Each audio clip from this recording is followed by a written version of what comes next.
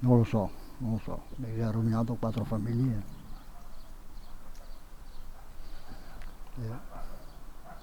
Mia figlia abita a Salisburgo, noi qua, mio figlio è là e la ragazza che non c'entra niente, Andrà ai funerali della ragazza. non so quando sono.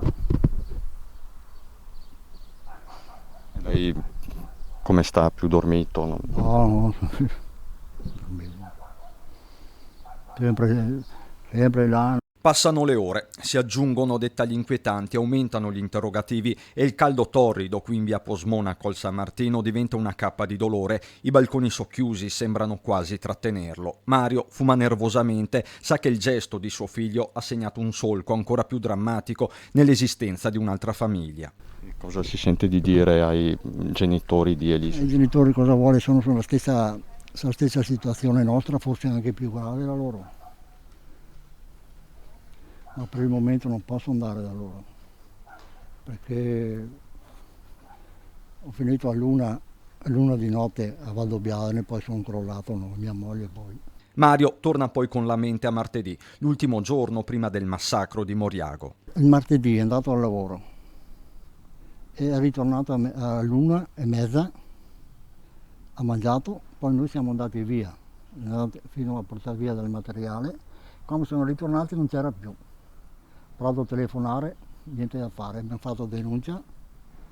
Sono andato il mattino successivo in azienda e mi hanno detto: guarda che è andato via alle 7:30 del mattino senza dire niente. Poi ha telefonato all'agenzia interinale che si era licenziato. Eppure, spiega sempre Mario, quel lavoro in un'azienda vicino gli piaceva anche perché era arrivato dopo una serie di delusioni in ambito professionale, ma il disagio di Fabrizio era profondo e si era sedimentato nel tempo. In un caso aveva anche tentato il suicidio. L'ho fermato. L'ha fermato lei quindi? Sì, sì. Che cosa le aveva detto? Le aveva promesso che non l'avrebbe fatto Non più? avrebbe più fatto, sì. Invece poi ha fatto altro, purtroppo. E anche adesso, nel momento più duro, Mario continuerà a essere padre in attesa di un momento di verità. Non posso avere sensi di colpa, cosa vuole che colpa posso avere? Perché è mio figlio, però per il resto abbiamo fatto tutto il possibile prima, faremo anche adesso. Starete ancora dalla parte di vostro figlio? Sì, perché è sempre il nostro figlio, no? Però bisogna vedere perché cosa dirà.